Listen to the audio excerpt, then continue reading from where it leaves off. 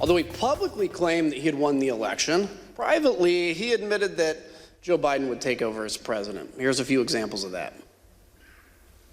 So we're in the Oval and there's a discussion going on. And the president says, I think it could have been Pompeo, but he says words to the effect of, yeah, we lost, we need to let that issue go to the next guy, meaning President Biden.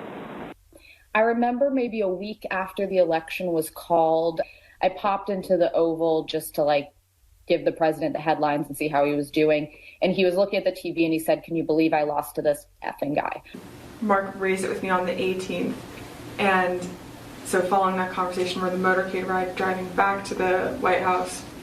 And I said, does the president really think that he lost? And he said, a lot of times he'll tell me that he lost, but he wants to keep fighting it. And he thinks that there might be enough to overturn the election, but he pretty much has acknowledged that he's lost.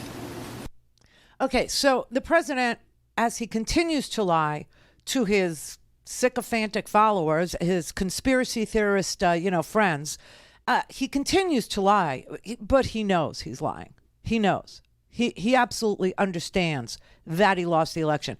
And, he understands it from the courts, on the merits. The court in Wisconsin rejected him. The Michigan courts told him that he was abusing the process. Okay. He knew he lost.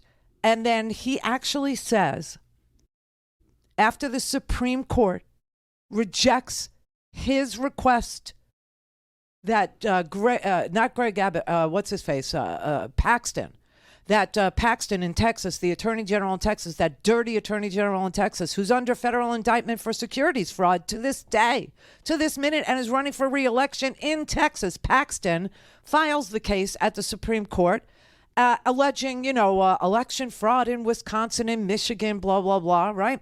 And the Supreme Court rejects it. You know what Trump says when he finds out that the Supreme Court rejects his claim that there was fraud in the election?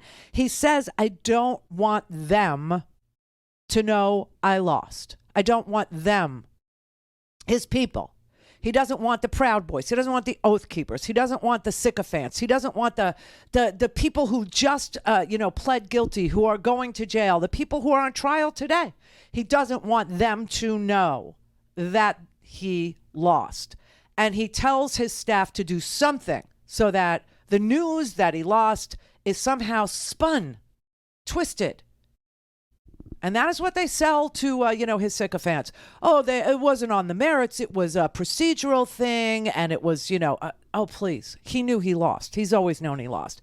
And here's some really disgusting evidence of him, the president, former, sacrificing our national security after he knew he lost because he doesn't want Joe Biden to have any national security, protection. Knowing that he had lost and that he had only weeks left in office, President Trump rushed to complete his unfinished business. One key example is this. President Trump issued an order for large-scale U.S. troop withdrawals. He disregarded concerns about the consequences for fragile governments on the front lines of the fight against ISIS and al-Qaeda terrorists. Knowing he was leaving office, he acted immediately and signed this order on November 11th, which would have required the immediate withdrawal of troops from Somalia and Afghanistan, all to be complete before the Biden inauguration on January 20th. That is just sick. That is just sad. That is mind-blowingly ugly. That is really the most disgusting thing I've ever heard ever happen at the presidential level in this country ever. But that's just the evidence that shows that he knew he lost. That's all that is. That's all that was. That's all that was introduced to show you. Because the people who are screaming and yelling about this man being the best president and this man being for law and for order and for national security and that this man is their guy need to know he lied to your face. He knew he lost and he was willing to sacrifice our national security to protect the lie. That is just, wow. I've never seen anything like it.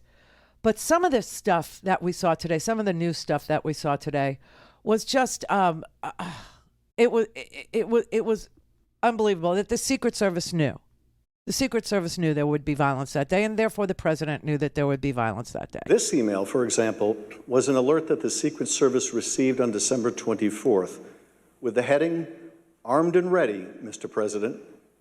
According to the intelligence, multiple users online were targeting members of Congress, instructing others to march into the chambers on January 6th and make sure they know who to fear.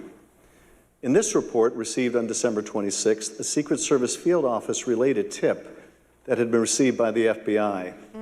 According to the source of the tip, the Proud Boys plan to march armed into D.C.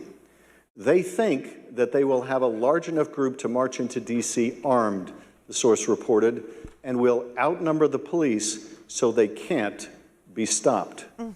The source went on to say, their plan is to literally kill people. Please take this tip seriously and investigate further.